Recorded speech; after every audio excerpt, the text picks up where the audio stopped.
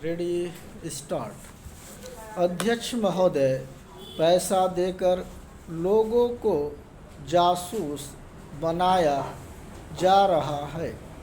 सीमा क्षेत्र में जाएं या पिछड़े क्षेत्रों में जाएं, चारों तरफ विदेशी पैसे के बल पर हमारे देश के साथ खिलवाड़ हो रहा है। इतना ही नहीं, विश्वविद्यालयों में जाएं तो वहाँ भी यही खेल खेला जा रहा है। गिरजाघरों में, मंदिरों में, मस्जिदों में विदेशी पैसे के बल पर अपना प्रभाव जमाने की कोशिश हो रही है। यह समस्या किसी एक पार्टी की नहीं है, यह राष्ट्र की समस्या है। आज सदन में वित्त मंत्रालय की मांगों पर बहस हो रही है। सरकार के हर विभाग का वित्त मंत्रालय से संबंध होता है।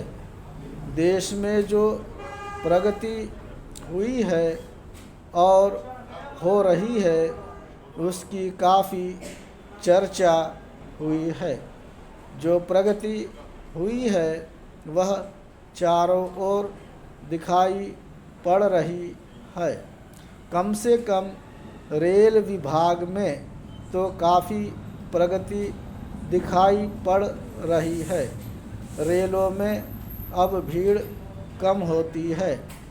बिजली का भी काफ़ी विकास हुआ है, लेकिन देहातों की तरफ हमारा जो दृष्टिकोण है उसको देखकर कुछ कष्ट होता है।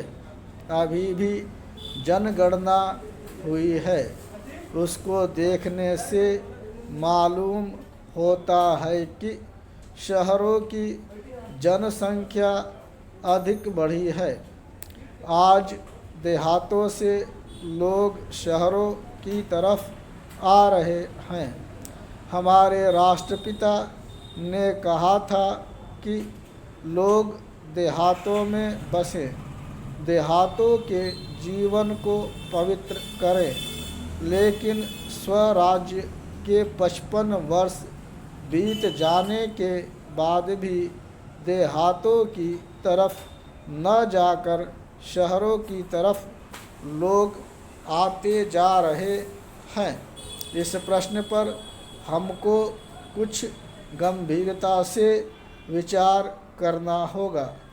अगर देहातों में लोगों को सुख सुविधाएं मिलती हैं जो आज शहरों में प्राप्त हैं, तो लोग देहातों से शहरों की तरफ न दौड़ते, बल्कि शहरों से देहातों की तरफ जाते।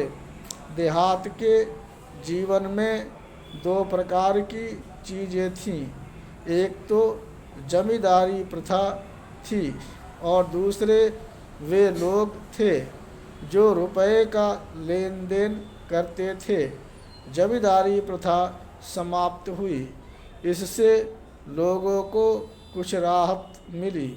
जहाँ तक रुपए के लेन देन का प्रश्न है, पहले 25% तक का ब्याज लिया जाता था, उसमें अब कुछ कमी अवश्य है, लेकिन कहीं कहीं तो अभी भी उतना ही ब्याज लिया जाता है, जिससे कर्जा लेने वाला उनके चंगुल से नहीं निकल पाता।